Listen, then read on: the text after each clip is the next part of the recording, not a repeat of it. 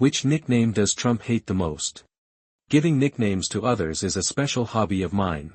From elementary school to college, more than half of the nicknames of my classmates were my creations. I can't remember many of my classmates' names at once, but whenever I think of some of their nicknames, the image of this person immediately emerges in my mind. Some nicknames are so vivid that they are a perfect match with the person, and they are integrated into one. Even now, when I think of them, I can still feel proud for a while. Recently, a post by Trump on his Truth media platform has been circulating on the internet. The original text is as follows: "Stop calling me names. I will not tolerate being called Taco, Ole Yam Tits, Orange Shitgibbon, Man Baby, Tiny Hands, Diaper Don, Mushroom Dick, Toupe'd Fucktrumpet, Trumplethinskin, Diaper Don, Grifter-in-Chief, Don the Con, Donald, the Lyin King, Rug-wearing Thundernugget, Farty-Seven, the Orange Shitler, or that orange fuck. Don't make me throw ketchup at the wall, because I will." Although this is made up, it is quite fun. It lets us know that Trump has so many vivid nicknames, and also lets us see the entertainment value that Trump contributes to the people. And Trump is quite annoyed by these nicknames, but he can't do anything about these voters. From my personal experience, watching this picture is the effect that people who give nicknames want to see the most. To be honest, Trump is not as good as me in this regard. Although I was keen on giving nicknames to others when I was in school, I also accepted the nicknames given to me by others. I think this is a display of everyone's imagination and a fun way of life. Trump himself calls Biden Sleepy Joe all day long, but he is quite repulsive to others calling him Taco. Trump himself has expressed dissatisfaction many times in public and interviews, believing that these nicknames are disrespectful and attacking him. Isn't this, only the state officials are allowed to set fires and not the people to light lamps? It seems that Trump is really angry about these nicknames, but he has no way to shut them up. Anyway, the entertainment effect has been achieved. Let's take a look at what the nickname, Taco, that makes Trump angry the most is. Why can it hurt Trump's strong heart? In fact, the word itself is the name of the traditional Mexican food tortilla. This nickname was not originally directed at Trump, but a joke on some politicians or working people on the internet. For Trump, Taco means, Trump always chickens out, which literally means that Trump always retreats at the last minute.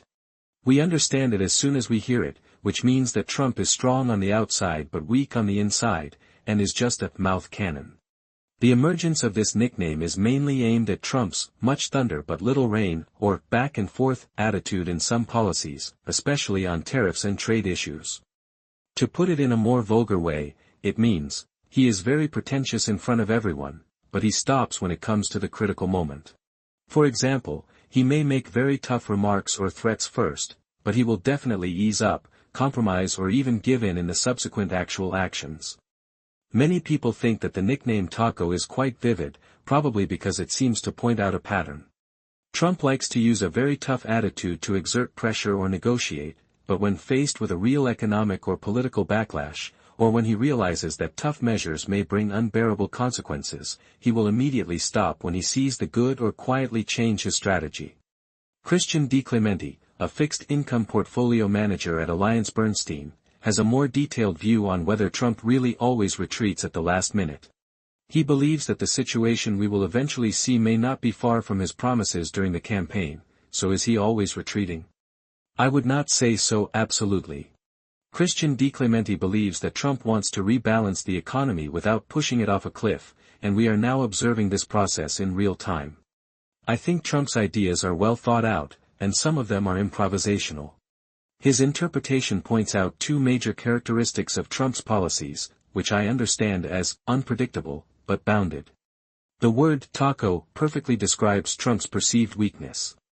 It is said that this word was first coined by a columnist of the Financial Times to describe Trump's repeated changes in attitude on tariffs after the so-called Liberation Day speech on April 2. When Trump was asked about the term taco at a recent press conference, he went crazy on the spot. He said that this question is very bad. Trump seems to have a fire in his heart that cannot be extinguished. This is completely understandable. Trump has always packaged himself as a strong man from appearance to spirit. It makes people feel that there is nothing in the world that President Trump can't handle.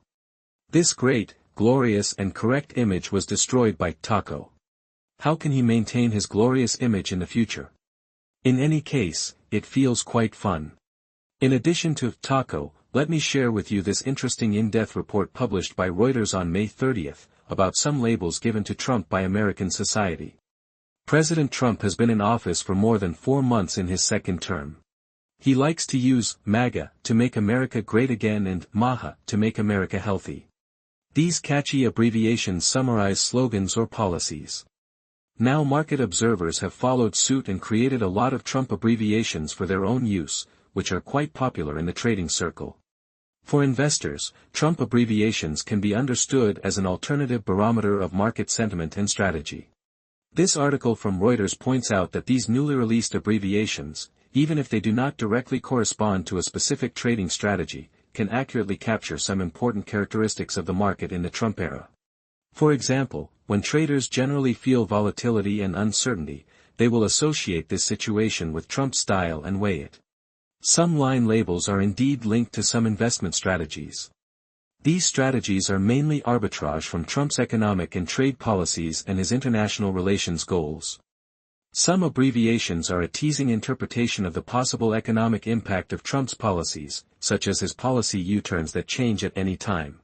Thinking back to when Trump won the inauguration, the so-called Trump transaction under this great theme in the United States once made Wall Street hit a record high in February, and the scenery was endless.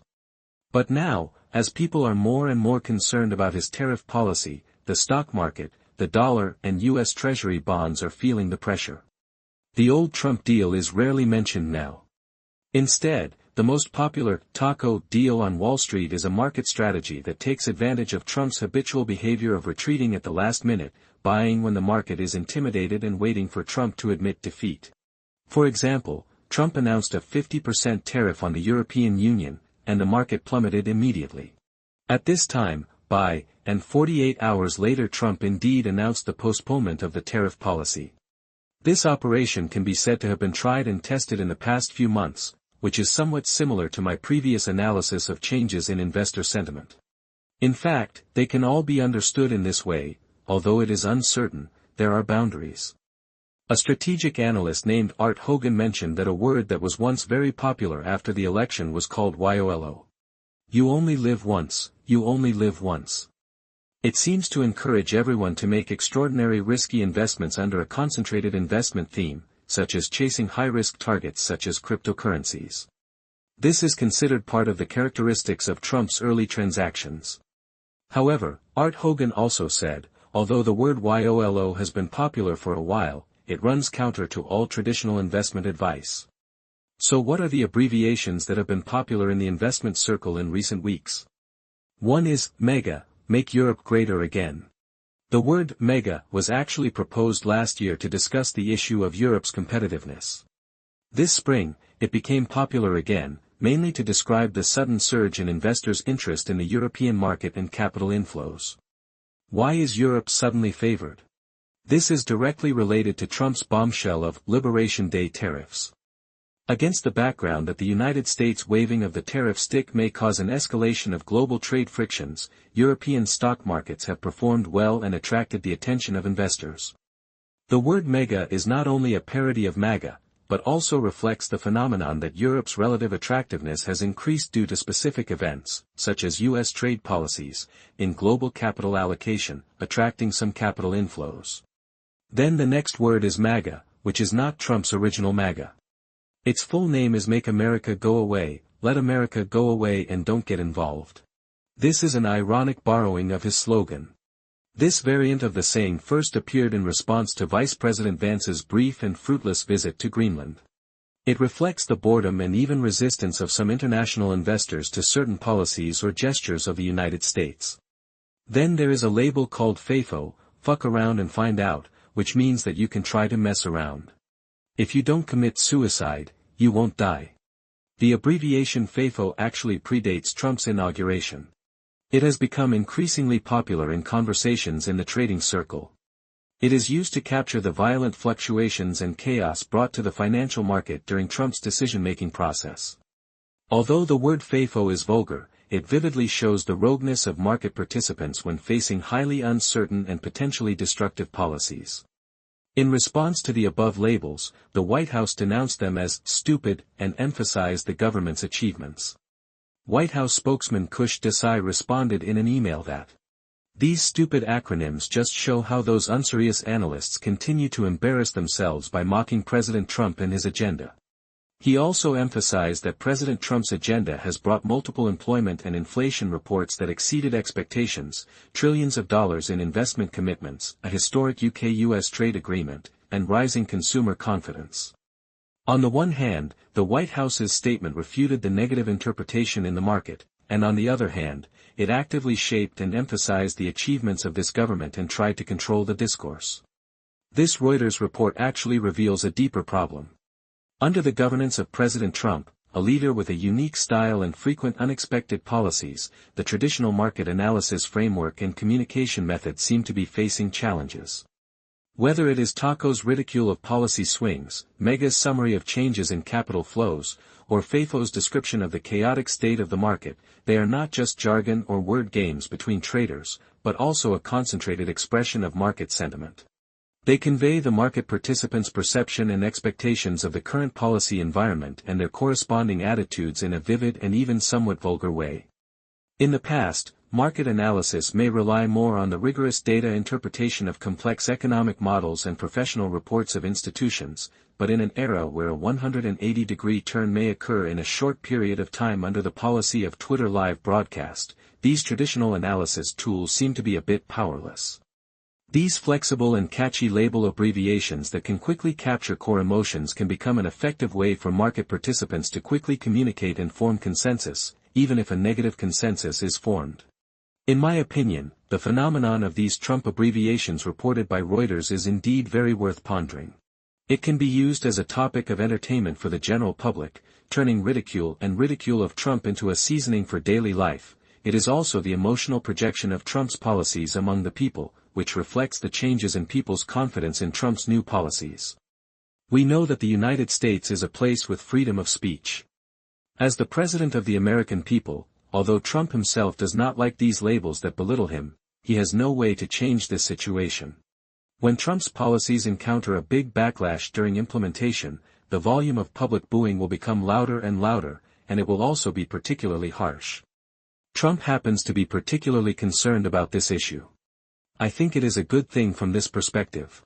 He can break the information cocoon from these nicknames, perceive the real voice of the people, and know the extent to which he is loved or disliked by the American people, so as not to step on the accelerator of the policy to the bottom of the cliff. Why do I say this? Because what the Trump administration wants to do is to control the deficit and strengthen the manufacturing industry. The road to this direction is full of difficulties, and economic fluctuations are inevitable. Trump also made an analogy, saying that it is like performing surgery on a patient. This analogy is also quite appropriate. The premise of the operation is that the patient must cooperate and the patient must trust the doctor. Therefore, the success of these policies is closely related to the public's confidence in him. If the people's hearts are scattered, the reform will be over. The market is trying to adapt to Trump's uncertainty. The emergence and popularity of these abbreviations are a way for market participants to try to understand and digest the high uncertainty and volatility brought about by Trump's policies. It can also allow Trump, who cares about his image, to feel the emotions of the people, which helps to reduce the volatility caused by policies.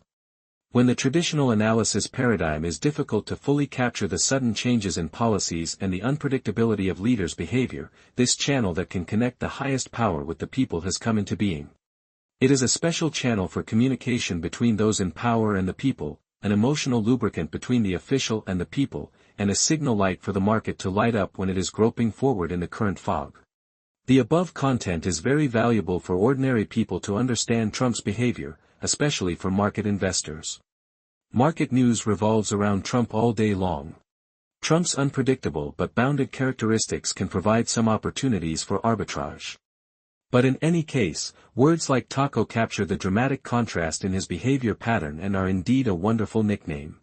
In short, these Trump acronyms are not just jokes or buzzwords in the financial circle, they are more like special political and market environments. A creative expression of the collective wisdom or collective emotions of the people.